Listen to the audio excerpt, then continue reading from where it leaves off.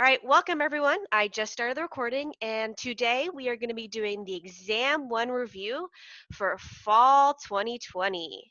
We're all online, which kind of sucks, but the good thing about it is I can do this super easily for everyone.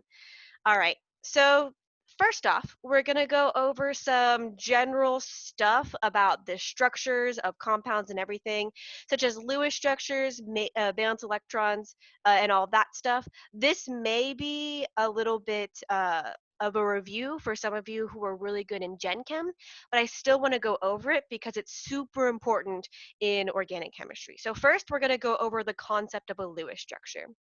So, of course, if you remember, in organic chemistry, the main atom, the main element we're going to be talking about is carbon. And like every other atom that follows the octet rule, it's going to want to have 8 electrons or less around it. So that means it's going to want 4 bonds, 3 bonds, 3 bonds, 2 bonds, and 2 lone pairs, all of that stuff. The only thing that we can't have in a Lewis structure is more than 8 electrons. So if it has 3 bonds and 2 lone pairs, that's not allowed. And that's the same with all of these other ones. So here are some examples that would not be allowed in a Lewis structure. So all of these have more than 8 electrons that I've drawn around them. This violates the octet rule, which, as a reminder, just states that each atom can have 8 or less electrons around it. The only real exception to the octet rule is hydrogen, who only wants 2 electrons, which will usually be seen in just a bond form. So let's do a few examples of some Lewis structures. So this one you'll probably see a lot, or you'll be quite familiar with. Just 2 CH3s attached to each other.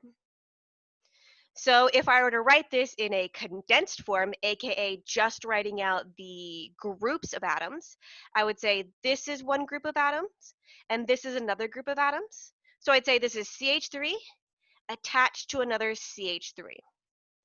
So that's sort of how you go from Lewis structure to condensed formula. And again, I'm not going to go super in depth about Lewis structures right now, mostly because this should be a review and there are like a billion different videos on it. And I want to get into the stuff that you guys are really having trouble with. So there's another way to draw these carbon compounds, and that is in the line angle structure. So essentially what this means is that each carbon will be represented sort of like as a dot, and then the bonds between them will be represented by lines. And one more thing to note is that the hydrogens will not be drawn in the line angle structure, at least not when bound to carbon. It's implied that the amount of hydrogens around any particular carbon will fill that carbon's octet unless the carbon has a formal charge, which we'll talk about later. But I just want to get you the general idea of the line angle structure. So let's say we have something like this. So if I wanted to draw this as its Lewis structure, what I would do is I would say, okay, so each dot, each end of a line and point of a line is going to be one carbon. So we have 1, 2, 3, 4 carbons. Each carbon has enough hydrogens to fill up its octet.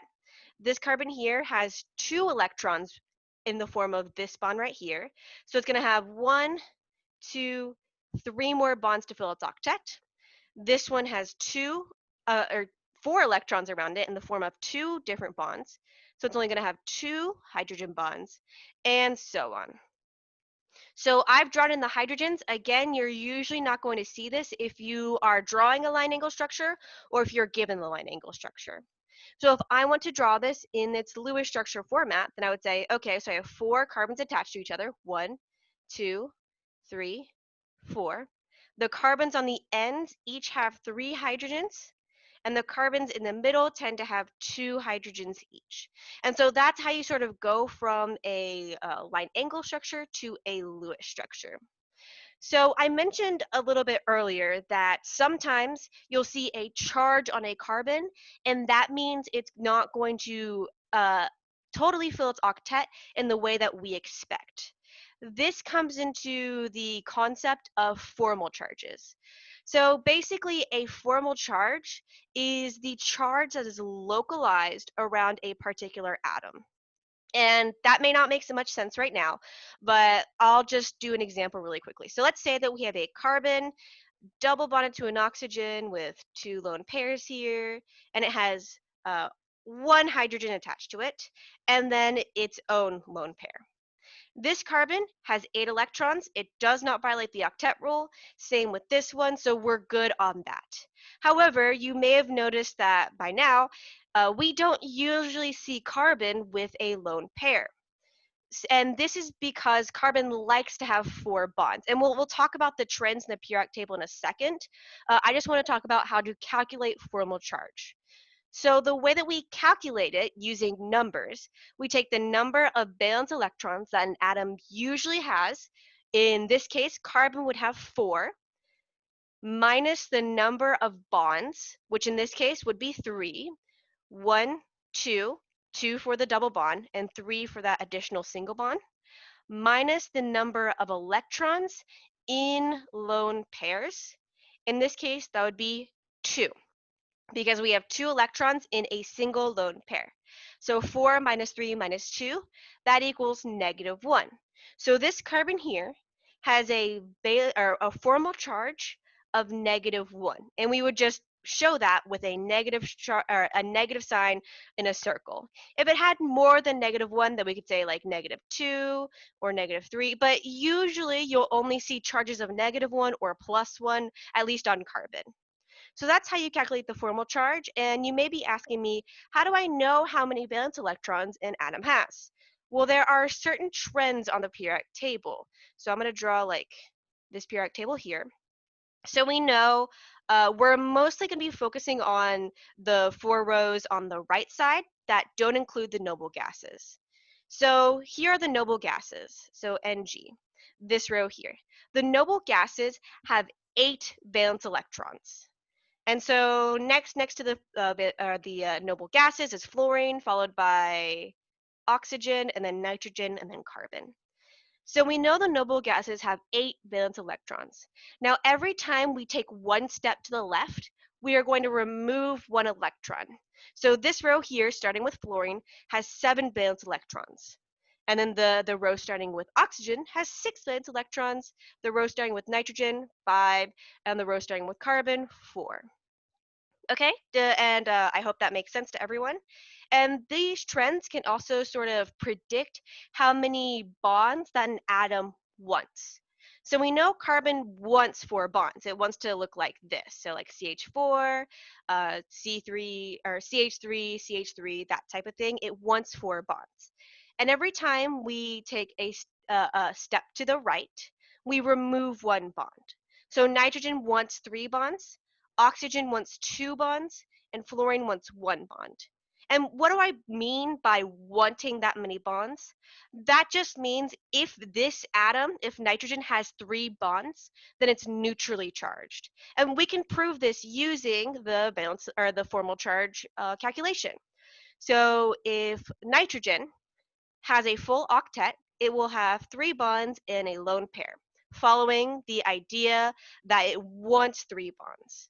I'll get to boron in a second because boron's a little bit tricky. But when we get to nitrogen, we know it has 5 valence electrons in its normal state. We can see that here. Minus 3 bonds, minus 2 electrons in lone pairs, that equals 0. So this has a 0 charge. And that's what I mean when I say it wants a certain number of bonds. Boron is a little bit tricky because it has 3 valence electrons. So a lot of the time we'll see boron with only 6 electrons around it, because that is when it has a neutral charge.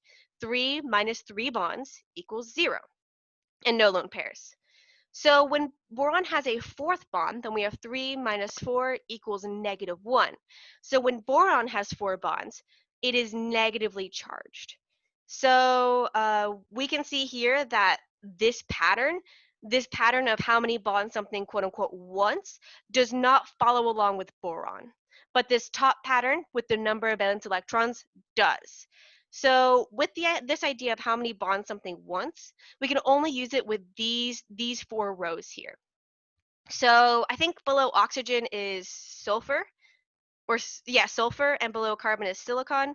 I forget what's below nitrogen, and fluorine has bromine below it. So we can follow this pattern. Silicon has 4 valence electrons. Oh yes, chlorine, not Br. I was thinking about the next row. It should be chlorine here. So we know silicon will have 4 valence electrons. If it has 4 bonds, it has a 0 charge. If sulfur has 6 valence electrons. If it has 2 bonds and 4 electrons in lone pairs, then it will have a formal charge of 0, and so on and so on. And so we can see how this trend sort of goes along in this table. I'm going to go ahead and clear my screen right now. Okay, so that's the whole idea with a formal chart. So let's do a quick example here. Let's say that we have something like this. And I ask you, okay, what does this carbon look like if I drew it in its Lewis structure?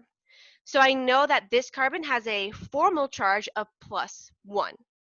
I know that it already has 2 bonds. So if I go ahead and draw it in its Lewis structure without any more information, I know it sort of looks like this.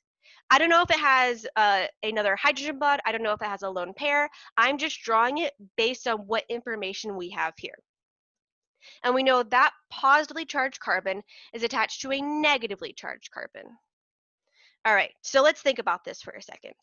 We know that carbon wants 4 bonds. It has 4 valence electrons. Lone pairs, or electrons in lone pairs, always act as a pair. So there's always a multiple of 2 in the electrons of lone pairs. So we say, okay, what if it has a lone pair? It would be 4 minus 2 minus 2. That would give us a formal charge of 0. So that cannot be true. So now let's play around with some different numbers. What if it has 3 bonds? Then it's 4 minus 3 minus 0. That equals +1. So now we know that this carbon has 1 more additional bond, and that's going to be a bond to a hydrogen, because again, we don't draw that. So now let's look at this one here. Again, we already established that 4 minus 2 minus 2 equals 0, so it can't just have a lone pair. We need to add 1 more number as the form of just another bond. So now we have 4 minus 3 minus 2, which equals -1. So we can see here how we figured out from the formal charges how many bonds and how many lone pairs these carbons have. I hope that makes sense to everybody. Does anybody have any questions so far? I don't think so. Okay, perfect. So now we've sort of explored the idea of a formal charge. So now we're going to have to talk a little bit about hybridization. So what is hybridization? So if you remembered back in Gen Chem, every single atom fills in molecular orbitals in a certain order. It goes 1s2, 2s2, 2p6, 3s2, etc., etc., etc. What we are interested in right now, as far as our hybrid orbital goes, are 2s2 and 2p6. Because what happens here is that instead of existing on their own, they combine to make a hybrid orbital, either sp, sp2, or sp3. So what happens is they combine because the 2p6 wants to have 6 electrons. It's okay if this is sort of going over your head. I'm going to show you a sort of a trick to remember what's going to be sp, what's going to be sp2, what's going to be sp3. I'm just sort of explaining the idea behind it. So the 2s orbital can hold 2 electrons. The 2p orbital can hold 6 electrons. So what usually happens is 2p is relatively unstable if it doesn't have enough electrons to sort of fill up those 6 slots. So what happens is these two form together to make sp, sp2, or sp3. And so these numbers here, sp2, sp3, and sp1, which is what this really is, sort of represents how many electron groups we have. So sp1, for example, we have, oops, let me erase that really quickly. For sp1, we have one s and one p group. That means we have 2 electron groups total. For sp2, we have one s group and 2 p groups. That means we have 3 electron groups total. sp3, 1s plus 3p. That means we have 4 electron groups total. So what this sort of looks like is, let's say that we have a carbon with 2 double bonds on either side. Whenever we have a double bond, a triple bond, a single bond, or a lone pair, we count all of these as 1 electron group. So this guy has 2 electron groups and thus is sp hybridized. If we had a carbon with only 1 double bond and single bonds everywhere else, that would mean it's sp2. If we have a carbon with just single bonds everywhere, that means we are sp3. Okay? And these separate molecular geometries, these separate hybridizations come with specific molecular geometries. And the idea behind these molecular geometries is we want to keep these electron groups as far away as possible by maximizing the angle between them. So let's take sp1, for example. Let's say we still have our carbon. We have an electron group over here and an electron group over here.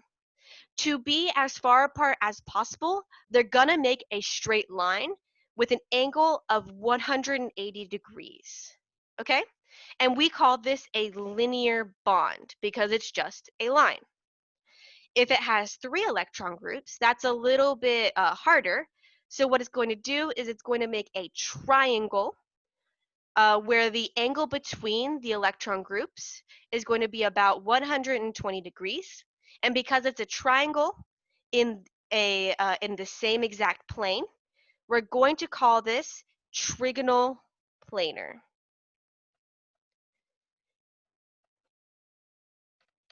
So we can see here that I'm going to go ahead and draw the last one really quickly, and then I'm going to go over all of this again. So the last one is a little bit harder to visualize because linear and trigonal planar are all in the same plane. But when we get to sp3, we sort of have to broach into 3 dimensions, which is hard to draw and kind of hard to visualize. And that's sort of where the molecular geometry kit comes into play. So when you have 4 electron groups, you're going to have one up here, one over here, one over here, and one over here. And what it sort of looks like, it's going to sort of become a 3-dimensional triangle. And the way that we represent that is with dashed lines, solid wedges, and regular lines. And so this shape, it's okay if you don't know the name because this is probably the hardest shape. It's going to be tetrahedral. And the way that I remember it is tetra means 4. We have 4 electron groups. Hedral basically means a shape in 3 dimensions. So we have a 4-pointed shape in 3 dimensions. And the angle between any 2 of these electrons, or electron groups, is going to be about 109.5 degrees. All right, so let's go over all of this one more time. So I know I explained the molecular orbital hybridization stuff. Oh, trigonal pyramidal has 3 electron groups. So the way that this works is this is sp, this is sp2, and this is sp3. So I went over sort of the idea behind hybridization. It's okay if you don't 100% get it because in practice, this and this is what you need to know. If you're sp1, sp, you're going to have 2 electron groups and you're going to be linear with an angle of 180 degrees between each electron group. If you have 3 electron groups, you're going to be sp2. You're going to be trigonal planar with about 120 degrees between each electron group. When you have 4 electron groups, you're going to be sp3, and you're going to be tetrahedral with about 109.5 degrees between each electron group. These are the main 3 molecular geometries that you have to know for this class. All right, so let's get into some examples. So I'm going to draw a couple ideas. So if we have a carbon with 4 single bonds, we are going to sort of assume that the bonds are just connected to some hydrogen or something. We're not going to draw the whole structure. Right now, I'm just doing the individual atoms and their electron geometry. So if we have a carbon that looks like this one, an oxygen that looks like this, a nitrogen that looks like this, and a carbon that looks like this. Okay, so we are going to do the electron geometry as if it's not connected to anything else. It won't have any resonance. We'll get into resonance in a second, and I'll explain why. That idea of resonance is important when we talk about molecular geometry. So if we look at this guy, hold on, let me use a different color. If we look at this guy, we can see it has 1, 2, 3, 4 electron groups. So obviously that means we're going to be sp3, which means we're going to be tetrahedral. I'm just going to write tetra to save space and time. All right, so for the next one, we can see we have 1, 2, 3, 4 electron groups. So again, this will be sp3. Again, it'll be tetra. If, on the other hand, we had an oxygen with a double bond and 2 lone pairs, then we would only have 1, 2, 3 groups, and then it would be sp2 and Trigonal Planar. And I'm just going to abbreviate that as trig. And next, we look at this one, 1, 2, 3, 4. Again, sp3, again, tetra. We see here 1, 2, 3. That is only 3 groups. We can see, based on the positive charge and seeing that there are no lone pairs drawn, we know all it has are those 3 groups, so we know that this one's also going to be sp2. I'm going to quickly draw a few examples of sp since we didn't really see that.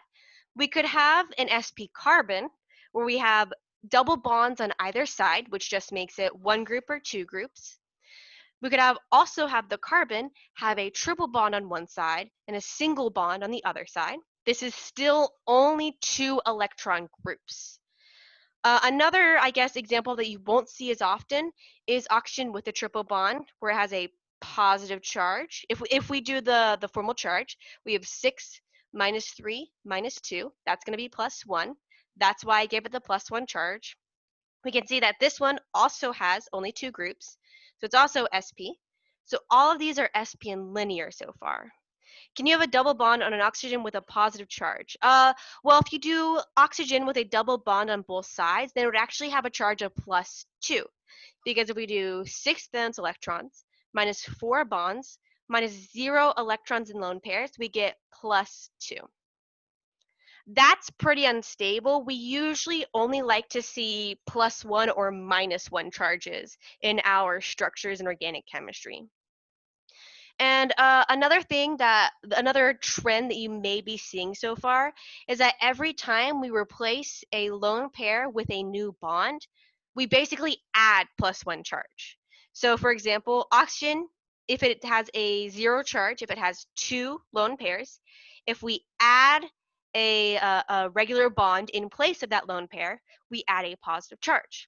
If we do it again, we add 2 positive charges. So that's sort of a trend that you may be seeing. Again, I would prefer you guys to actually calculate the formal charge rather than going based on trends. Just so you guys can practice and be sure everything is 100% correct. So let's take a little bit of a more obtuse example. So if we had something like this, and it's attached to a carbon that is, I don't know, double bonded to an oxygen, I guess that works. So if we have something like this, we can make something of so let's say that this carbon has a positive charge or something. If we see this, we can do something of a resonant structure. So without doing any changes to this structure as a whole, it looks like we have an sp3 nitrogen, so I'll put NsP3. It looks like we have a carbon that's sp, and it looks like we have an oxygen that's sp2. However, this may not be the true hybridization because of something called a resonant structure. A resonant structure basically occurs whenever we can move either lone pairs, or pi bonds, aka any extra bond on top of a single bond. So right here, this double bond has one sigma bond and one pi bond. A triple bond means that it will have a one sigma bond and two pi bonds.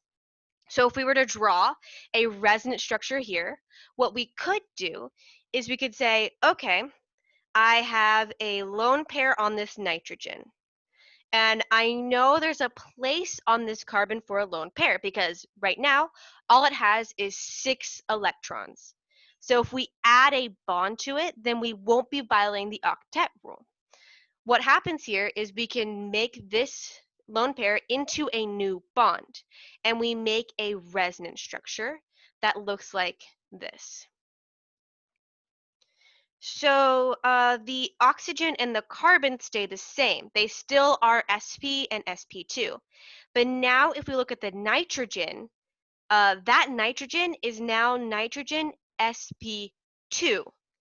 And this is because these electrons that were previously on that lone pair are now something called delocalized. And delocalized just means that it's in more than one place. So it can be on the nitrogen or it can be a part of this double bond here. And something else to note about the whole resonant structure is that neither one of these are the quote unquote true resonant structures of this molecule. The true resonant or the true structure is a hybrid of both of them. Is this a synonym for an allylic lone pair? Not really. I'll get into that in a little bit. I'll talk about allylic lone pairs in a second. But just something to note is that the true structure of this guy isn't one or the other. It's a hybrid of both. So that means that we have a nitrogen with a partial bond here, regular bonds right here, bonded to a carbon, which is double bonded to an oxygen. And so the way that we can sort of write this is that, okay, so this carbon is going to have a partial positive charge. Because if we look in this first resonance structure, we can see that it has a full positive charge. So in the hybrid of the two, it's going to still have the same charge here. Same with the nitrogen. It has a positive charge here. So it takes part of that positive charge. And then what happens here is those electrons are sort of delocalized across the nitrogen and the carbon. So instead of being on the nitrogen or on the carbon, it's sort of in between the two in a different way than just a regular pi bond. Okay. And yes, there can be more resonant structures here. Like this double bond can move onto the oxygen. I just wanted to show you the just two of the resonant structures here, just to sort of show you the idea behind resonant structures simply, rather than showing you 3 resonant structures at once and telling you to figure it out. All right. So let's talk a little bit more about resonant structures, unless there are any more questions about hybridization stuff with sp3, sp2, and sp. Oh, why is it partial positive? So hold on, let me undo that. Why is the carbon partial positive? Again, we said it's sort of a hybrid of the 2 resonant structures. We see that this carbon here has a positive charge in this first resonance structure. In the second resonance structure, the nitrogen has a positive charge. Overall, we can only have a total charge of +1 as far as the resonance structures go. So when we draw the hybrid, part of that positive charge, tongue twister, is going to be on the carbon, and then the other part will be on the nitrogen. Okay? I hope that understand. What would the hybridization of the N be then? So we can see here that the nitrogen only has 3 electron groups because then the lone pair isn't really there anymore because it's delocalized. So we consider it NsP2 and not NsP3. And the carbon, it doesn't really matter because it always is, it stays carbon sp, and the oxygen will stay oxygen sp2. Okay, so I think I answered all of the questions about the hybridization. Next, so I want to dive a little bit deeper into what when asked, it would be sp2 because it's delocalized. Yes, if this question were asked, we would say because of the delocalized electrons, the nitrogen would be considered sp2. All right. Let's get into resonant structure. You're confused with delocalization? That's fine. We're going to talk about that more with resonant structures. So I'm going to make a pretty simple example that you may have seen before with resonant structures. So we have a hydrogen here. So like this is just a simple resonant structure or something simple that has a resonant structure that you may have seen before.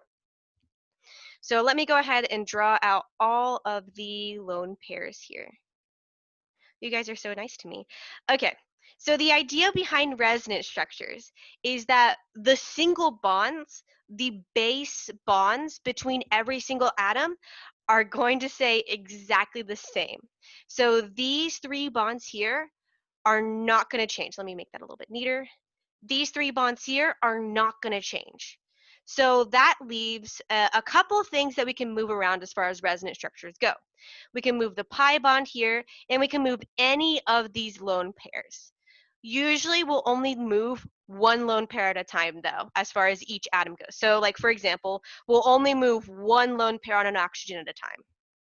So let's take the resonant structure here. So we see, okay, let's look at this carbon really quickly. This carbon is sp2 hybridized. And something that's interesting about carbons that are sp2 hybridized is that they have a double bond somewhere. They don't care where that double bond is. So for example, this carbon would be just as happy if the double bond was on the right or if the double bond was on the left, as long as it keeps that double bond. In addition, we're going to want to keep the negative charge on a more electronegative atom. And the most electronegative atom in this structure is oxygen. So what we're going to do is we're basically going to move the double bond from on top of the carbon to the right of the carbon, and we're going to move the negative charge from the right oxygen to the top oxygen. And the way we show this is through arrows. Arrows are going to show the movement of electrons. So what that means is that the end of the arrow, so like the butt of the arrow, is going to start at a lone pair or from a pi bond and end up on either an atom or another bond. So we see here, we're going to go from this bond here onto this oxygen. This carbon wants to keep a double bond somewhere, so then this oxygen picks up the slack and donates a lone pair, and we end up with a resonant structure. We show it with resonance arrows, and we see here that here's our other resonant structure. So we can see here the red bonds, oops, let me go back to red. The red bonds didn't change at all. All that changed were pi bonds and lone pairs. And somebody asked, how do you know when something is more electronegative? Trends on the periodic table. So I'm going to draw my janky periodic table again. The general trend of electronegativity is as you get to this corner over here, the more electronegative you are. So fluorine is like the most electronegative, followed probably by oxygen or nitrogen or chlorine. But you usually won't have to compare those directly. And as you go this way, or as you go the opposite way, you become less electronegative. What's the point in doing that? Because you still end up with an oxygen with a negative formal charge. That's the thing though, because remember what I said before, neither of these resonance structures actually exist. They exist as a hybrid of each other. So what happens is that we still have our red bonds. The red bonds stay exactly the same, and our oxygens stay exactly the same. But what happens here is that it has a partial double bond here and a partial double bond here. So what happens is that this oxygen is now partially negative and this one's partially negative. So the whole point of having those resonant structures is to make this hybrid structure here that is more stable, because instead of having a negative charge localized on one atom, like here or here, it's delocalized across the whole molecule. Does that explain polarity in the right corner of the structure? I'm sorry. Oh yeah. We'll talk about polarity in a second. That totally has to do with polarity, but first I'm talking about resonant structures. Okay, but does this make sense so far? So it's like the structures are constantly changing since the electrons are in a fixed location. Yes, exactly. And since they are in a fixed location, they're delocalized. Okay, if they're localized, then they would be on a single atom. So a localized negative charge would look like this, where we don't have any possible resonant structure. There is no hybridization, or sorry, not hybridization. There is no resonance. So again, I'm going to repeat this. When you have resonance, your true structure of that molecule exists as a combination of the two resonant structures. As a result, there isn't a single negative charge localized around any single atom. Instead, you only have partial negative charge rather than a full negative charge. And let's think about this really quickly, just in sort of a, I guess, a physics sense. I don't know. Let's say that we have like a long metal bar, and the metal bar has like a small circle on the end. If the structure doesn't have the dotted lines, then it's considered localized. If it doesn't have resonance, yes, it's considered localized. So let's say that we have sort of this is going to sort of help you kind of understand localization and delocalization. Let's say we have a metal bar with a ball on the end of it. If the ball has all of the negative charge, it's going to attract things pretty strongly. If you have a small and powerful magnet all in one end, it's going to attract positive charges a lot. However, if instead your negative charge is sort of across the metal bar and not in any one local place, it's not going to be able to attract positive charges as strongly as if the negative charge were in one local place. And somebody asked, if there are 18 resonance structures, does the hybrid take consideration all 18? Yes. But some of them will contribute more than others, which is why we call some of them major contributor or minor contributor, which I'll talk about in just 1 second after I make sure everybody sort of understands the idea of localization and delocalization. Do the dotted lines go from one partial charge to another? The dotted lines are representing partial double bonds. So wherever there is a double bond in one resonance structure that is gone in the next one, we represent it with the dotted line. Thank you. No problem. All right, so let's do a few more resonant structure examples. Like, let's say, for example, that we have this guy here along with this here. So while this, yes, we're going to go into major and minor contributors. So while this is all neutrally charged, we can still have a resonance structure because, again, this center carbon does not care where its double bond goes as long as it has a double bond. And we can see here this nitrogen has a free lone pair. So what can happen is it can make a new double bond there. This double bond will break, and we will, let me change colors, make our resonant structure that looks like this. So now our nitrogen is positively charged, and the oxygen is now negatively charged. So again, these are valid resonance structures, so they exist as a hybrid of one another. However, we do have a major contributor and a minor contributor. The major contributor is basically the most stable version of the resonance structure.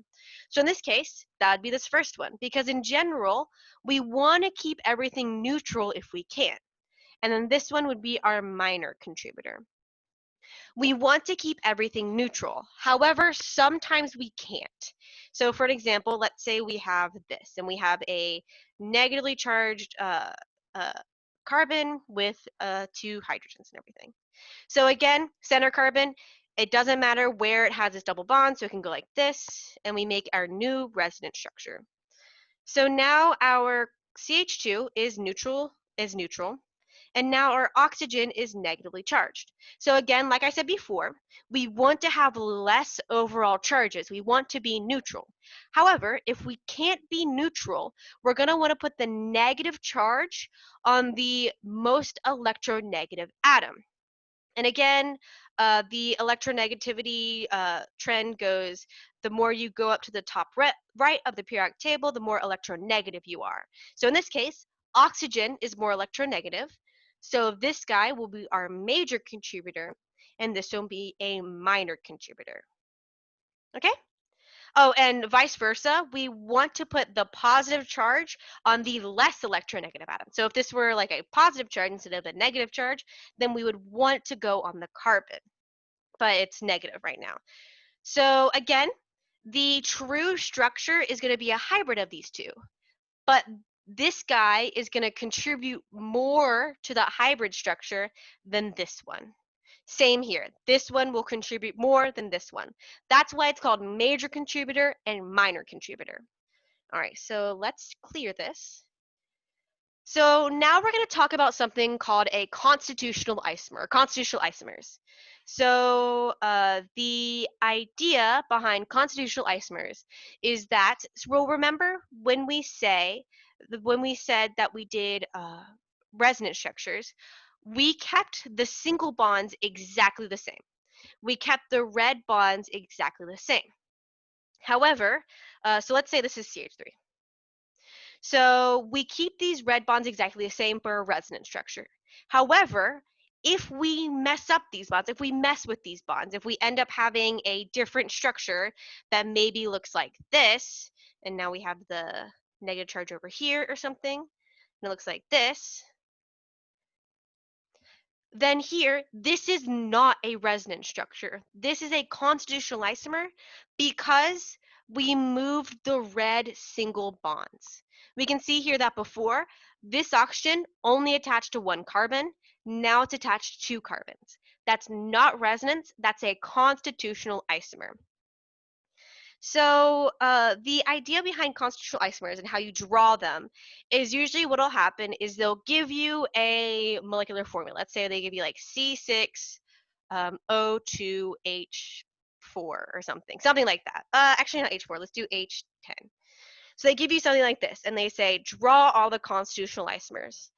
I'm going to cheat a little bit, and I'm going to show you something that I like to use whenever we use isomers. So for isomers, we move atoms. For resonance, we move bonds and electrons. Essentially, yes, for constitutional isomers, we move actual atoms and sigma bonds. For resonant structures, we move pi bonds and lone pairs. So the way that I like for a question like this would be, say, given this formula, draw the possible constitutional isomers. Usually the molecular formula will be smaller. I'm just using this as an example. I'm going to show you a quick sort of shortcut as far as drawing constitutional isomers go, and that's called the degrees of unsaturation. And essentially what this means is the idea behind saturation is if you are saturated, then every carbon has exactly 4 electron groups. So it looks like this if you're saturated. If you're unsaturated, then you have a double bond somewhere, which means one of those carbons loses one of its electron groups, or you're cyclic, like this. So if you have like a cyclohexane, where you have 1, 2, 3, 4, 5, 6 carbons in a cyclohexane. So the calculation for the degrees of unsaturation, let's see if I remember this off the top of my head. It's 2 times the number of carbons plus 2 minus the number of hydrogens, and the number of oxygens doesn't matter. And then we divide all of this by 2. So in this example, we have 2n plus 2. We have 12 plus 2 minus 10 over 2. We have 4 over 2. That means we have 2 degrees of unsaturation. So when we have 2 degrees of unsaturation, we can either have 2 pi bonds, 1 pi bond, and 1 ring, or 2 rings.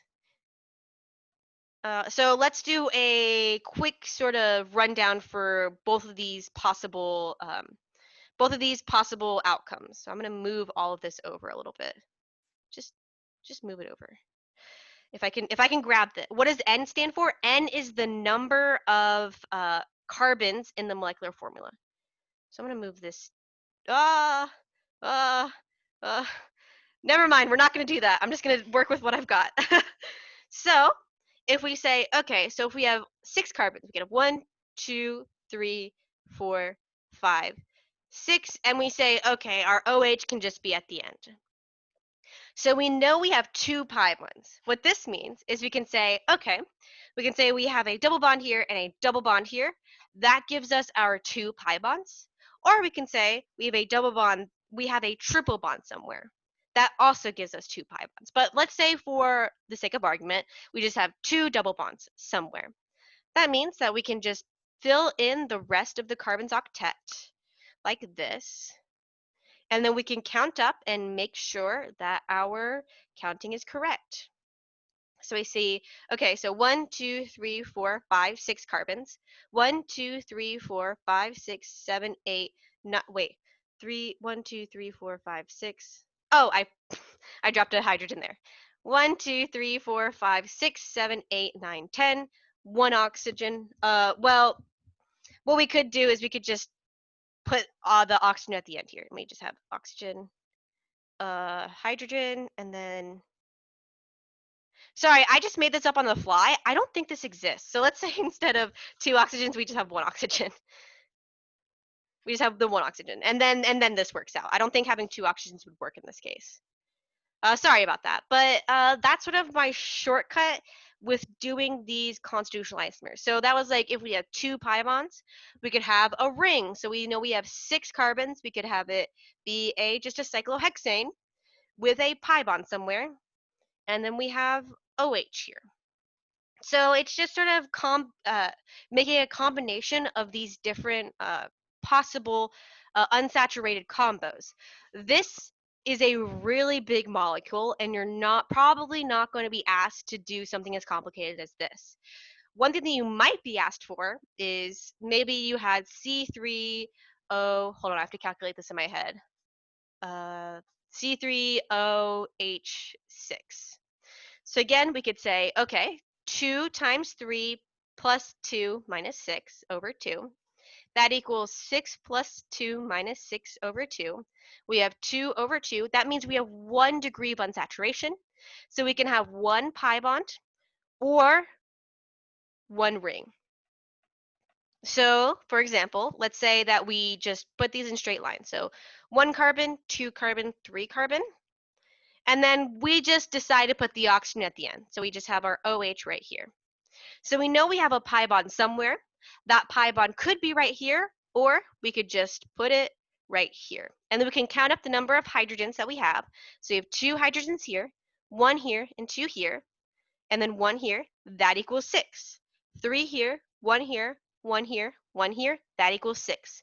So both of these work as constitutional isomers. And notice how these are constitutional isomers and not resonant structures, because if you actually draw the Lewis structure between them, we will see that this one had 2 hydrogen bonds on the end, and this one has 3 hydrogen bonds at the end.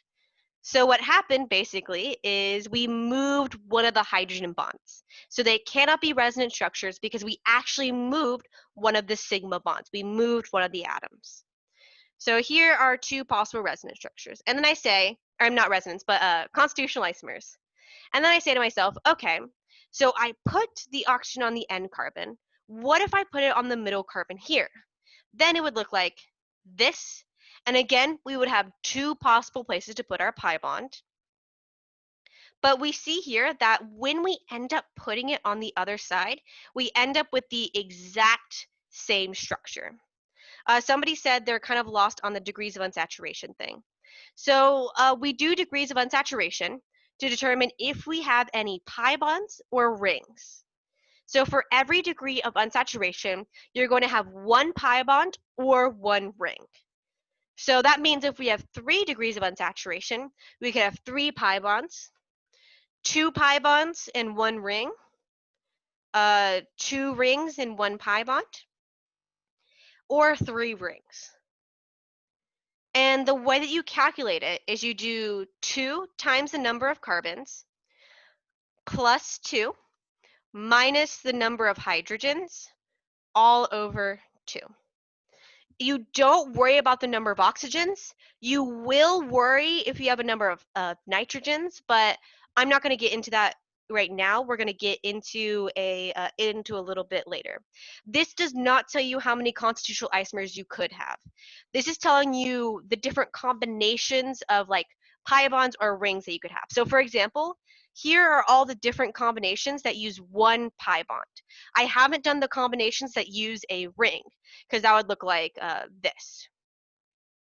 Here are all the combinations that use a ring because all that we could do to do a different constitutional isomer was to move the OH from one carbon to the next, and that just creates the same compound. So we see here in this case, this structure here, or this molecular formula, has 4 constitutional isomers.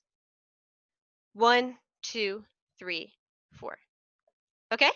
Does that sort of help you understand how constitutional isomers, as far as double bonds, and how do you know if there's going to be a double bond or a triple bond or if there's going to be a ring? Okay, I'm glad that is helping out. So this is probably more likely like the molecular formula that you might get. So by using there's like a really long formula for degree of unsaturation that takes into account halogens and nitrogens and stuff, but for our purposes right now, I think that this should be okay because I think you just have to draw them out. You just have to draw out the different possible constitutional isomers. You get better with practice, I promise.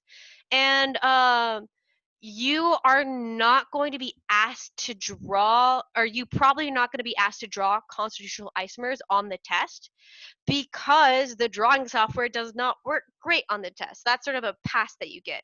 So a little chemistry hack that you can do is instead of actually drawing out every single constitutional isomer, if you have like a multiple choice question, it's like A, B, C, or D, and they give you different structures, like they give you this one, they give you this one, and they give you like this one here. What you would do is you would just count how many carbons, how many oxygens, how many hydrogens that you have in each one, and then select the ones that could be constitutional isomers. But again, I do highly, highly recommend you practice being able to tell when something has a certain number of constitutional isomers. Because that could be asked on something like the ACS, or it could be asked in Orgo 2, depending on your professor. So I would know how to draw all of the constitutional isomers of a given compound, but again, for that idea, it's sort of like practice makes perfect. Okay? Does anybody have any questions?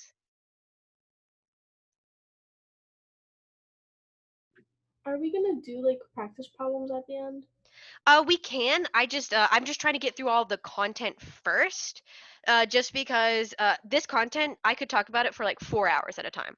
Uh, so I'm trying to get through all of the hard content first, so you have something to study with, rather than we stop every 2 seconds in order to do a practice problem, and then we make this review 6 hours long, and I don't think I could talk that long. Thank you. Yes, of course. No more questions? All right. All right. Now we are going to go over polarity, intermolecular forces, and that solubility and the like. So if you remember from Gen Chem, and I've drawn this a few times already, we tend to follow electronegativity rules in that as we go up into the right, electronegativity becomes more. So I think fluorine has an electronegativity of like 2 or something, like 2.0. I don't know. That's relatively high speaking. Fluorine is the most electronegative atom. And we don't have to know the actual numbers. The main idea that you should take away from here is that if you have a carbon next to an oxygen, a carbon next to a nitrogen, a carbon next to a fluorine, all of these three atoms over here, they are electronegative enough to cause a polarity shift. So again, a reminder, electronegativity means these atoms love electrons. So what's going to happen is they're going to attract the electrons towards themselves. They're going to say, give me those electrons, carbon, and carbon's going to say, okay, you can have it. And what we're going to end up with is a partial positive carbon and a partial negative heteroatom. Heteroatom means any atom that's not carbon or hydrogen. And so that's the idea behind bond polarity. So this single bond right here, that bond is polar because it's made up of two electronegatively different atoms. One thing to know, carbon and hydrogen, they have a neutral bond. They do not have a polar bond because their electronegativities are close to each other. So they don't pull electrons away from either one. So that's the idea behind polarity. Now, molecule polarity is a little bit different because for a number of carbons, you can have an electronegative atom to make the whole bond polar. But if you exceed that number of carbons, like if I had like a carbon chain that was 20 carbons long, and I have a measly oxygen over here, that's not gonna be enough to make the whole molecule polar. The general rule of thumb is that for every 5 carbons, so 1, 2, 3, 4, 5, to be polar, you have to have 1 oxygen. That's the general rule of thumb. And this idea also this could be in the form of just oxygen, the form of OH, whatever, just as long as you have 1 oxygen per 5 carbons. And that's the general rule. So let's talk a little bit about intramolecular forces because this kind of has to do with it. So can I repeat that? For every 5 carbons, to be a polar molecule, you generally have to have 1 oxygen. So if you have 10 carbons, to be polar, you have to have 2 oxygens. If you have 11 carbons, you would have to have 3 oxygens to be polar because 2 oxygens is enough for 10 carbons. So you need the extra one for that extra carbon. Does the oxygen have to be polar? Yes, because it's usually going to be connected to a carbon, so it's inherently going to be polar because like I said, that bond is going to be polar. Okay? Let's sort of talk a little bit about intermolecular forces. So let's take water, for example. So we know water, oxygen is going to be pretty electronegative what if it's 6 carbons and 1 oxygen? Then we don't consider it polar. The hydrogen will be partially positive and partially positive. So right now, we're sort of pretending that hydrogen bonding doesn't exist, but we'll get to that in a second. I'm just going to sort of demonstrate what happens if you have a polar molecule next to another polar molecule. So if we have 2 waters next to each other, then how does that rule change with different electronegative atoms like nitrogen or fluorine? I don't know of a rule that uses nitrogen or fluorine. It should be roughly the same, but don't quote me on that. I'll look it up at the end, and I will make like a comment on the YouTube channel or in the description, and I will let you guys know. But as far as I know, it should be the same. Anyways, back to this. So if we have two polar molecules, they're going to be attracted to each other. The partially negative portion will be attracted to the partially positive portion. This is one intermolecular force that's just a dipole-dipole. Because we can see here that the negative dipole, which is one of the poles, like the North Pole or the South Pole, the negative pole is attracted to the positive pole of another molecule. So we call this dipole-dipole attraction. Okay? The next molecular force is going to be hydrogen bonding. It's the idea that if you have a nitrogen attached to a hydrogen, an oxygen attached to a hydrogen, or a fluorine attached to a hydrogen, it can participate in hydrogen bonding, wherein the hydrogen is sort of attracted to another nitrogen, another oxygen, or another fluorine, and we can sort of mix and match here. But this is the strongest intramolecular force. The hydrogen will hold on to those nitrogens and vice versa, and the oxygens and the fluorines. It'll hold on to each other pretty strongly. So we consider this the strongest intramolecular force. So we have dipole-dipole. I'm just going to put dipole. Hydrogen bonding, HB. Hydrogen bonding, stronger than dipole-dipole. Dipole-dipole is stronger than something called van der Waals.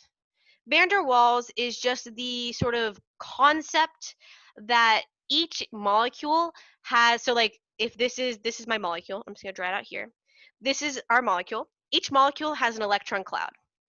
Usually the electron cloud is sort of spread out like this, but at any moment what can happen is the electrons can sort of bunch up on one side of the molecule and make a temporary dipole, like a temporary partial negative and a temporary partial positive.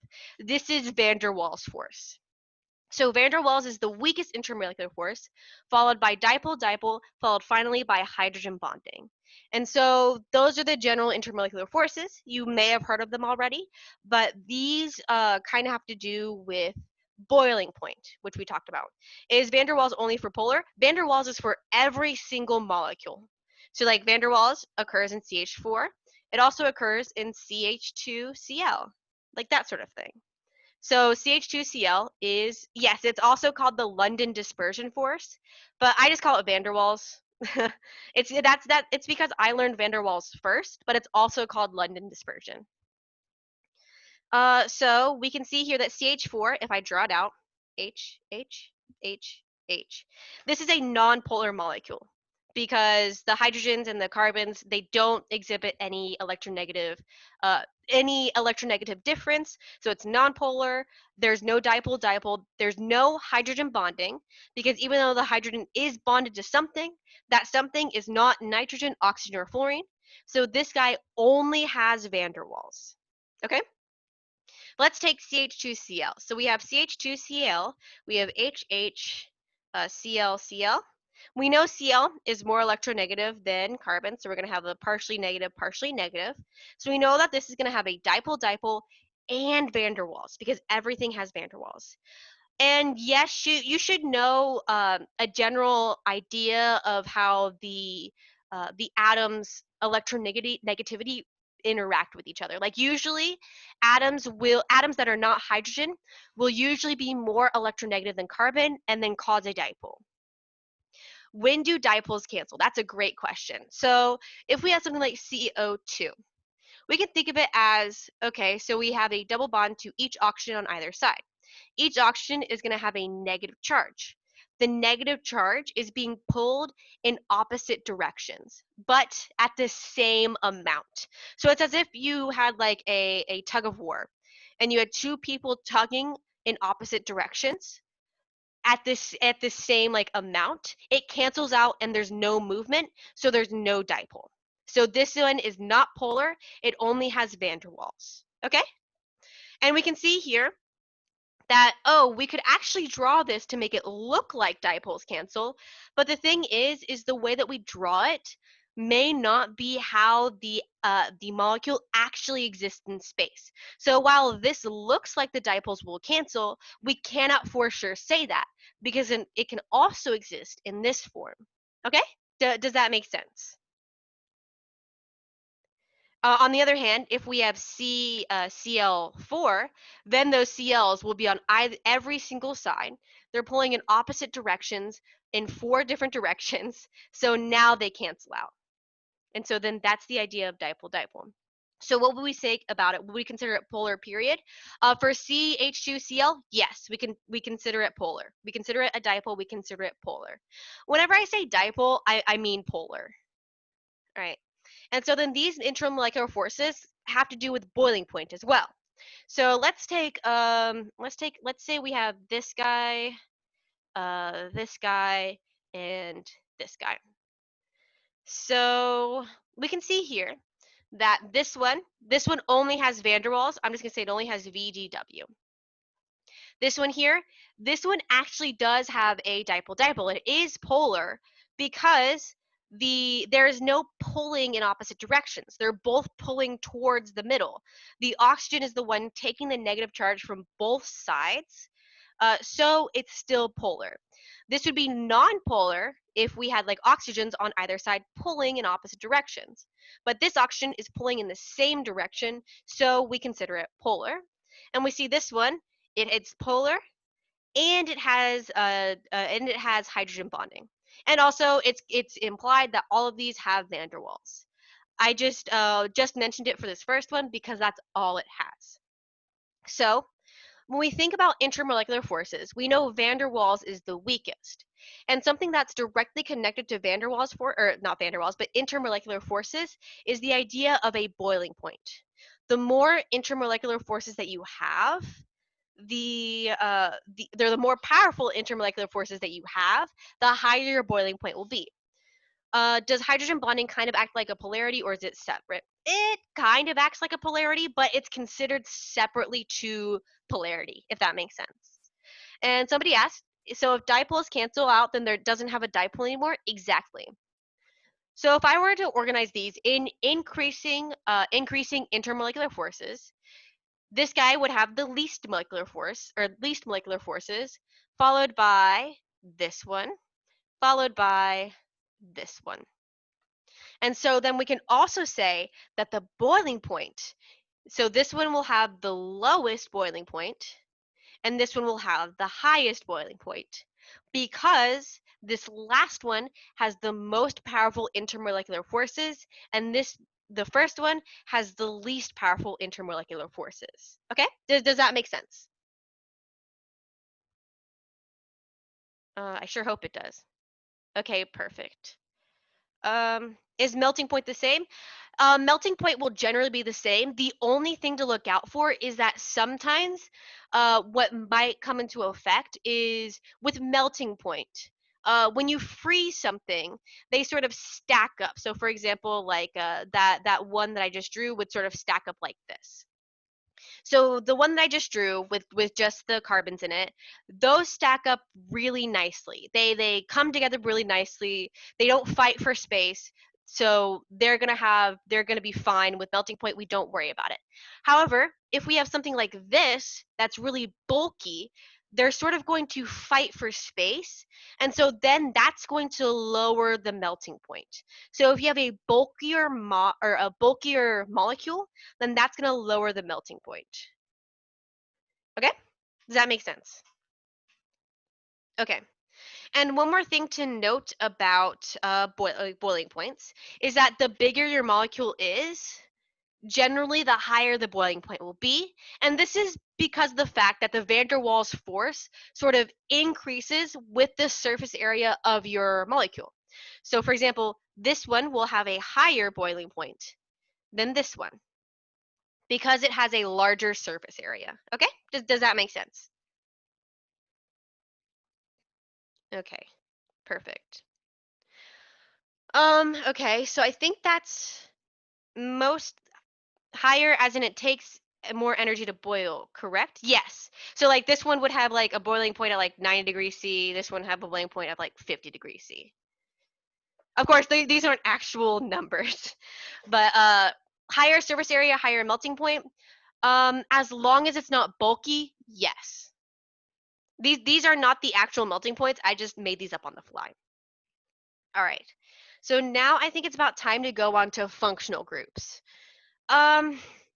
So functional groups are a little bit tricky, but you should, because each chapter or each section of the book is going to basically cover a different functional group.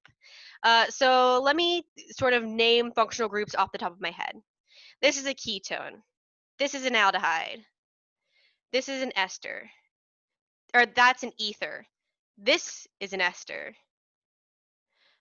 This is an amine. This is an amide. So you get it. There's like a ton of functional groups.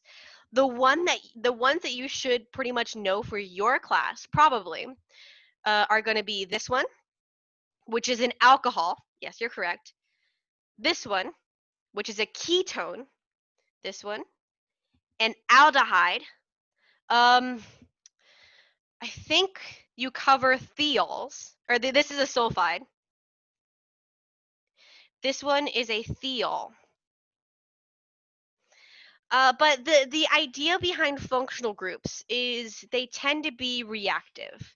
So like we said before, whenever we have an oxygen atom attached to a carbon atom, we're going to have like a slight positive charge over here and a slight negative charge over here. That makes this carbon slightly more reactive, same with the oxygen. So that's why these functional groups are kind of important, because the functional groups are what make the reactions in organic chemistry happen. Does that make sense? Oh, sorry. This is an alcohol. This is a ketone. This is an aldehyde. There should be a table in your book. I hope there's a table in your book for the functional groups that they want you to know as far as the functional group chapter. Okay, so after some digging, I'm going to tell you guys that you should probably memorize all of the functional groups. I know you're going to hate hearing that from me, and I also hate saying that, but there are a lot of good Quizlets online, and I also list the functional groups in my chapter 2 video on my YouTube page. I just don't have time to go through every single functional group right now because I really want to get into acid-base stuff before I lose my voice. So I'm going to leave that up to you. Again, you can message me if you have any questions, but I just don't have time to go through them right now because I want to get through acid-base stuff. I hope that's okay with everybody. Again, just shoot me any questions that you have. Okay, so let's talk about acids and bases. First, we're going to talk about the Bronsted-Lowry definition. So I'm going to say BL definition. This is the definition that you're going to use 90% of the time for acids and bases. And the idea behind acids and bases is that, or Bronsted-Lowry acids and bases, is that you have a hydrogen being transferred between the acid and the base. And what occurs overall, like here's the mechanism, I'm going to draw it. The base accepts the hydrogen and the acid donates it. So we end up with our new A minus, and usually it'll be like B plus or whatever. So we call this the acid. So HA is the acid, B is the base. We call A minus the conjugate base, and HB the conjugate acid. Okay, so the idea of the strength of an acid is basically determined by how well HA, so like H and its conjugate base, dissociate into H plus and A minus. So the better that dissociation, the better the stronger the acid. So for example, a strong acid such as HCl, it disassociates completely. It dissociates completely into H plus and Cl minus. And so that is the idea of a strong acid. Weak acids have something called a pKa, which is sort of defined as it's not defined as anything, but it's the idea of the ratio of A minus to HA. It's like the idea of that. Like at equilibrium, the ratio of A divided by A minus divided by HA. So the conjugate base divided by the acid. You don't really have to do any calculations or anything. I'm just telling you what pKa is based on. It's based on the concentrations at equilibrium of the conjugate base and the acid. Okay? So the idea is the more conjugate base we have, the stronger our acid, right? And so the way that we determine how much conjugate base will be made is how stable this A minus actually is. So the more stable the conjugate base, the stronger the acid. I usually don't use pKa or pH when I'm comparing weak acids, because I find REO is a lot simpler to use, which I'll get into right now. So when we talk about REO, what we're really talking about is the stability of A minus. So for example, when I have something like this, and I get rid of the hydrogen, and I end up with H plus this guy here, the conjugate base without the hydrogen, the more stable this guy is, the more stable the conjugate base is, the stronger the acid is. So the better the conjugate base handles that negative charge, the more stable it is, and the stronger its associated acid. And the way that we can sort of tell how strong or how stable that conjugate base is by using REO, which stands for atom, resonance, induction, and orbitals. And the importance of like each factor of REO decreases with each letter. So the atomic effects are more important than the resonance effects. The resonance effects are more important than induction. Induction is more important than orbitals. Okay?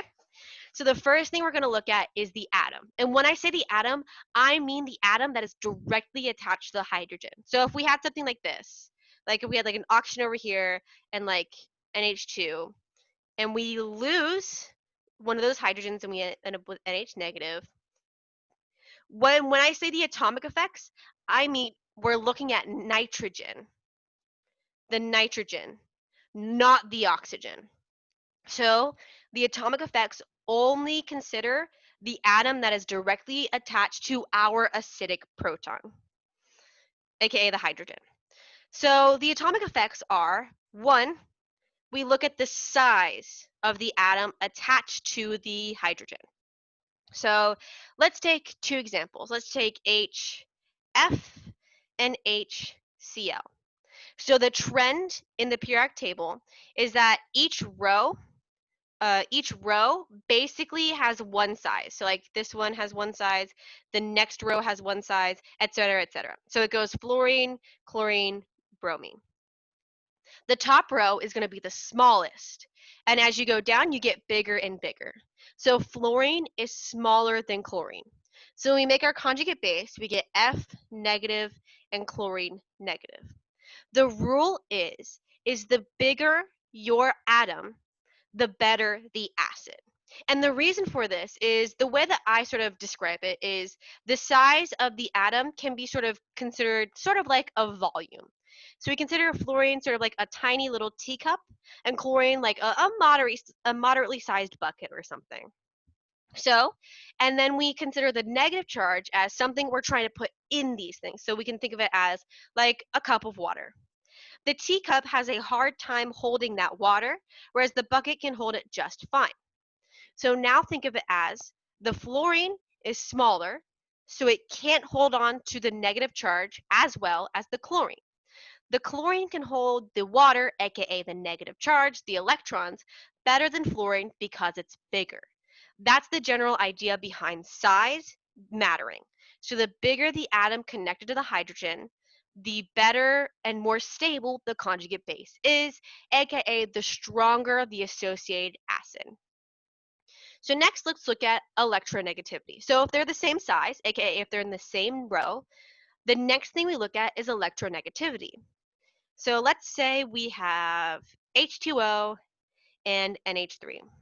When we remove their acidic proton, we end up with OH minus and NH2 minus.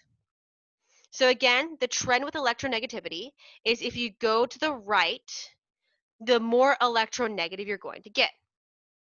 So somebody said, even though fluorine is more electronegative than Cl, it'll be more stable, or HCl will be more stable and a stronger acid because Cl is bigger. Exactly. Because Cl is bigger, it will be associated with the stronger acid. And so now when we look at electronegativity, we said before, when you're in the same row, you're generally going to be the same size. So oxygen and nitrogen are relatively the same size. So now we have to look at the electronegativity. The more electronegative you are, the better you are at holding that negative charge. So oxygen is more electronegative than than nitrogen. So H2O is associated with the more stable conjugate base. So H2O is the stronger acid. So for the atomic effects, we first look at size. We see if the size that the size of the atom that the hydrogen is attached to is bigger for one or the other. If not, then we look at their electronegativities. The more electronegative one will be more stable and be associated with the stronger acid. All right, are there any questions about that? All right, so next we talk about resonance. And I mentioned earlier that resonance delocalizes electrons and thus makes it more stable. So like for example, so let's take the same example as we talked about in resonance. We have this as our acid, and we also have this as another acid. Which one is stronger? Well, if we look at the atomic effects, both of them are oxygen, so both of them are the same. So now we see if one has a resonance structure in the conjugate base. So I draw the conjugate base, and we see here that this top one has a resonance structure. So I'm going to go ahead and draw out that resonance structure. Oops, sorry. So we see here that it has a resonance structure, aka it has its electrons delocalized across the atom, or across the molecule, not the atom. So we see here that with the resonance structure, the conjugate base is more stable. And we see here that this bottom one, does not have any resonance structure. So its negative charge is localized and it's less stable than this top one. So we consider this conjugate base on the top more stable because it has resonance. Thus, it is associated with the more powerful acid. One more thing to note is that the more resonance structures that you have, the better the more stable you are. So I'm trying to think of a good example. So if we had like NH2 over here and the nitrogen had an additional lone pair, so an NH2 over here, NH2 over here, then we can make a third resonance structure with the double bond on the nitrogen, and both of these oxygens would be negatively charged. So again, this resonance structure here is a minor contributor because it's less stable, but because this guy has 3 resonance structures, it is now more stable overall. So the more resonance structures that you have, the more stable you are, the more powerful of an acid your conjugate acid is, or your associated acid is, and the more stable your conjugate base is. So that's the idea behind resonance. Resonance because it delocalizes electrons on the conjugate base. So do we have to know to protonate and deprotonate for the exam? Basically, protonate and deprotonate are just the acid-base reaction. When you protonate something, you're adding a hydrogen. You're donating a hydrogen to something that's accepting it. You're the base accepting a hydrogen. When you deprotonate, you remove a hydrogen. You donate a hydrogen. When you deprotonate something, that something is your acid. Which is the major, which is the minor product here? This is going to be the minor product because it has more formal charges. Is the stronger your acid, okay, the more stable your conjugate base, the stronger your acid. I'm going to talk about base rules in a second after we talk about acid rules.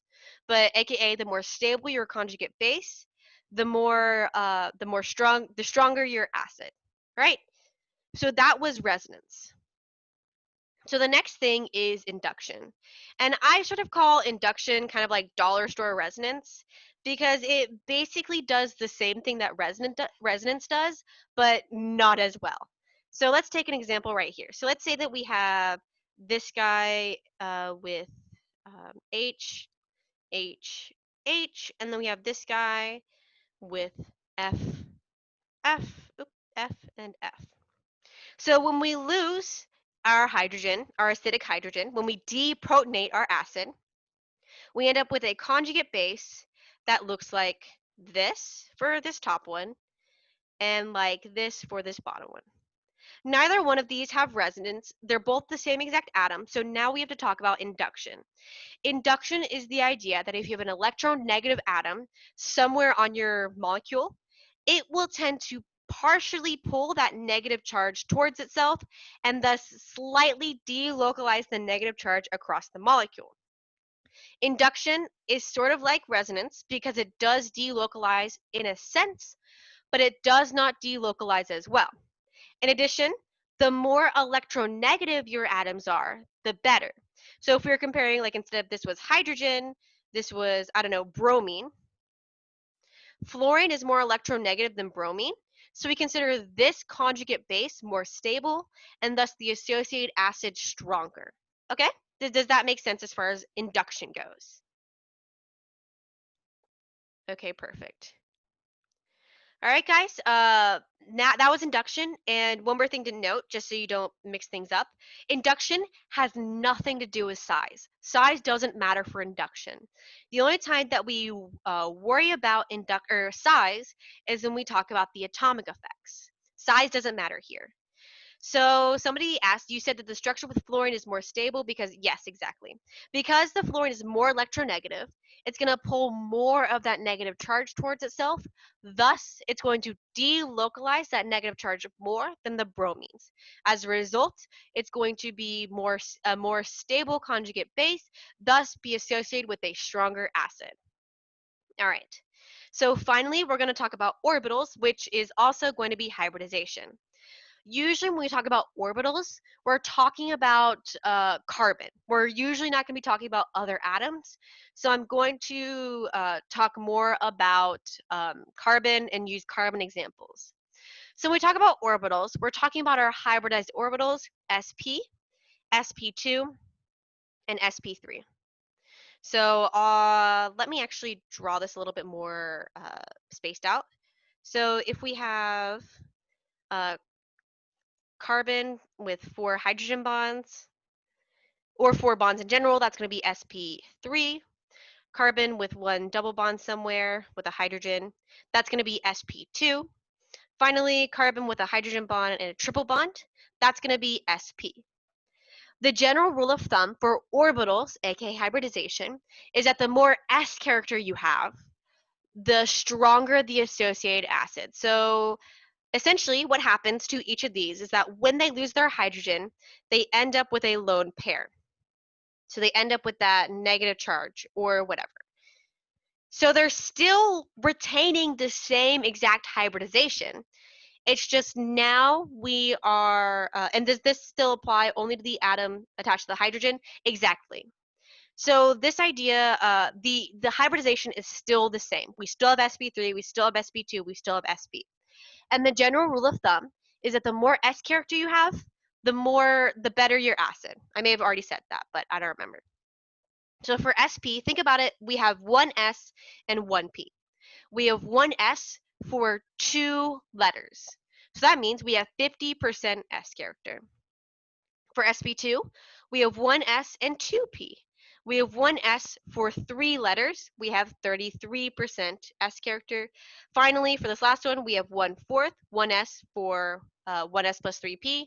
We have 25% S character. So this acid is stronger than this one, which is stronger than this one because of the S character. So let's say, for example, let me make an example problem here really quickly. So let's say that we have a structure that looks like this. We have this here, and then this hydrogen here. And then I asked you, which one of these hydrogens is most acidic? You would look at the carbon that those atoms are attached to. Oh, also, we would first look at the atom it's attached to. They're all carbon. If they have any resonance, they don't. Do they have induction? No. Now we look at orbital. So look at this one. This one is sp. This one is sp2. And this one is sp3. So this hydrogen will be more acidic than this one, which is more acidic than this one. All right, does that make sense to everybody?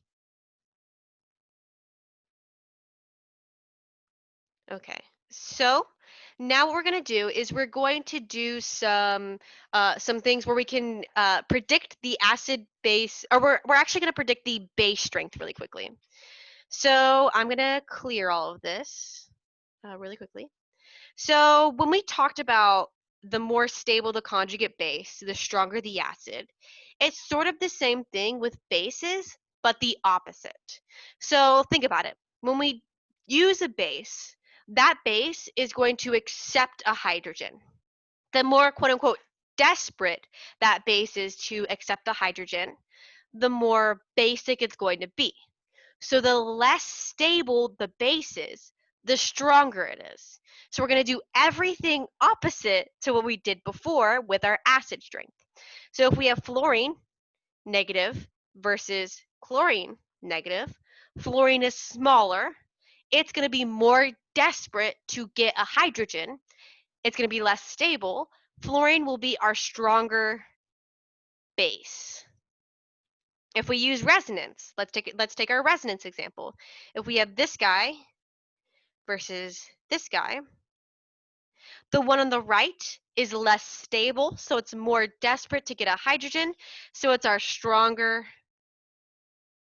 base. And so it's the same thing with induction and orbitals. You do basically the opposite of what you did with acidity. Okay? Does that make sense to everybody?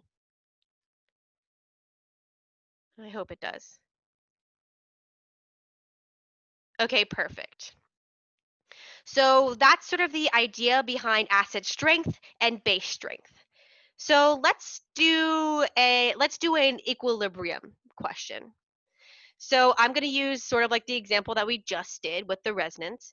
So let's say that we have this guy plus this one yielding, or actually I'm going to do equilibrium arrows. I hope you all know how to draw these. Yields this plus this. So what I'm going to do here is I'm going to label the acids on each side. So here's the acid on the left side, and here's the, let me use a different color, here's the acid on the right side. So now let's find their corresponding conjugate bases. So here's the conjugate base for the green acid, and here's the conjugate base for the pink acid. So what we do is we have to determine, which conjugate base is more stable. Obviously, we've already done this example. We know that this conjugate base is more stable due to its resonance. As a result, it's going to be associated with the stronger acid.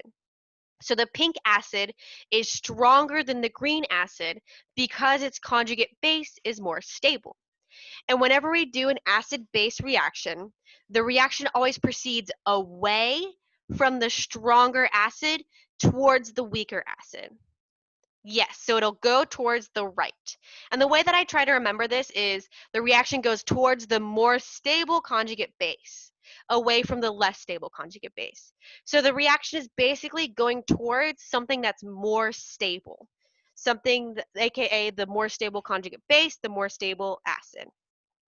So the reaction, the stronger acid is going to be associated with the more stable conjugate base, and the reaction goes away from the stronger acid towards that more stable conjugate base and the weaker acid.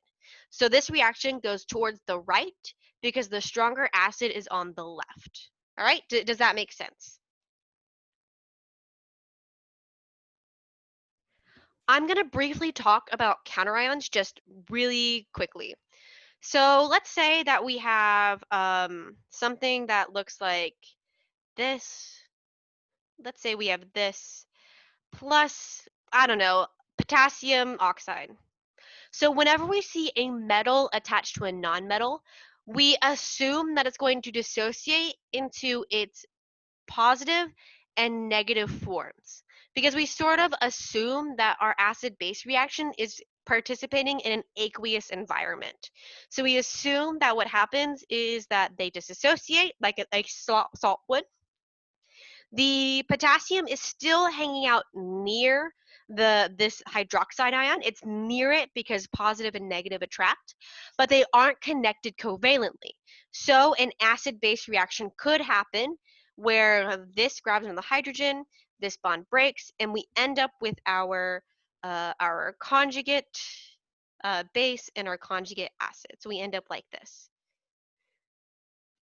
plus H2O. And then what happens to our positive cation? Well, it's going to end up near wherever the negative charge ends up. So it's going to hang around near the nitrogen. It's not going to be attached to it covalently. It's just going to be near that nitrogen, because now that nitrogen has a negative charge, the potassium has a positive charge, opposite charges attract, so they're going to be near each other. So this would be how we would write this. And you may be asking me, okay, does this reaction go towards the right or the left? Because I should have drawn equilibrium arrows here, but, well, you tell me. If we look at the atomic effects, which is what we're worried about right now, is nitrogen more electronegative than oxygen, or is oxygen more electronegative than nitrogen? The answer is oxygen is more electronegative than nitrogen. So this reaction actually will proceed towards the left, because OH negative is more stable than N negative. Okay?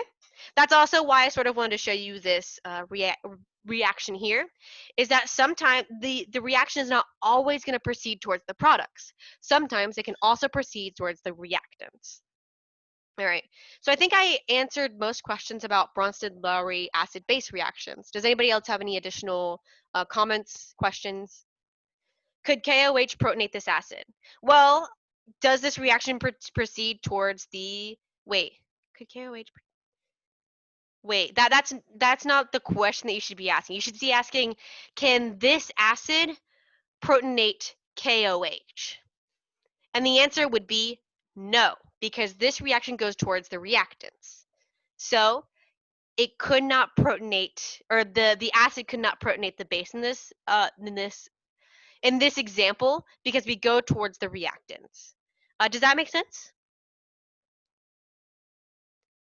Okay, perfect. All right. So now that we're done with Bronsted-Lowry acid-base stuff, we are now going to be talking about Lewis acid-base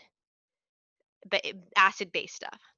So where Bronsted-Lowry acid-base concerned hydrogens, Lewis acid-base reactions, so acid can only protonate a base if it makes a stronger acid. No, an acid can only protonate a base if it makes a more stable conjugate base. So like, for example, let me undo all this stuff and go back. So for example, here we said that, okay, so if KOH protonates this acid here, I'm not going to name it because that's going to cause a lot more confusion. If it protonates this acid here, does it make a more stable conjugate base? If not, which is no in this case because OH is more stable, then it's not strong enough to protonate that base. All right. So back to Lewis acid, Lewis base stuff. So again, Bronsted-Lowry considers hydrogens and the transfer of hydrogens. Lewis acid, Lewis base stuff considers the transfer or the transfer of electron density. So a Lewis acid is going to accept electrons or accept electron density, and Lewis base is going to donate electron density. And we can sort of consider these as, okay, so we know that the acid loves electrons. We can call it an electrophile because it loves electrons. It wants to accept electrons. We know that the base is going to love positive charges. Positive charges are located in the nucleus. So we're going to call this a nucleophile. So those are some vocab words that you may see some people saying. You can consider a Lewis acid an electrophile and a Lewis base a nucleophile. Okay? Because what happens is the Lewis acid accepts electron density and a Lewis base donates electron density. Let's consider this idea when we talk about Bronsted-Lowry acid-base reactions. So let's say that we have the same thing as before. So we have N negative plus OH, or H2O, HOH. So what happens here? The base grabs onto the hydrogen bond breaks. We end up with this right here. So we can see here that what happened was the nitrogen lost electron density by making that new hydrogen bond. The oxygen gained electron density because it got all of that hydrogen bond that it was participating in before. So we can see here that in a Bronsted-Lowry acid-base reaction, we can sort of see how the Lewis acid-base reaction works. In a reaction without a hydrogen, without that Bronsted-Lowry stuff, we can sort of consider it as, let's say we had like a positively charged carbon here and a negatively charged fluorine or let's say chlorine here. What will happen here is that a chlorine is going to one of the lone pairs on the chlorine is going to grab onto that positively charged carbon. So what happens is we end up with a new bond. Now both chlorine and carbon are neutral. Carbon went from positive to neutral, which means it gained electrons. Chlorine went from negative to neutral, which means it lost electrons. So in this case, carbon gained electron density. That's going to be our electrophile, aka our Lewis acid. Chlorine lost electron density. It donated electrons. It's going to be our nucleophile. Oops, I just put two n's. Nucleophile, aka our Lewis base. So that's sort of the rundown of our Lewis acid and Lewis base concepts. Does anybody have any questions about that? Is there a difference in drawing curved arrows when you draw them in Lewis acid versus when you draw them in a Bronsted-Lowry? Not really, because the whole point of arrows is they show the movement of electrons. If you show the movement of electrons correctly in both situations, then you shouldn't have to worry too much about if they're the same or not. Because I guess technically they could sometimes be the same, sometimes they won't. If you include a hydrogen transfer, then yes, they'll be the same. If not, then it might look like this, and it'll only have the one arrow rather than two arrows. So it just depends on what we're doing. So the main difference is the definition, exactly. And the main difference is also the idea of an electrophile and a nucleophile.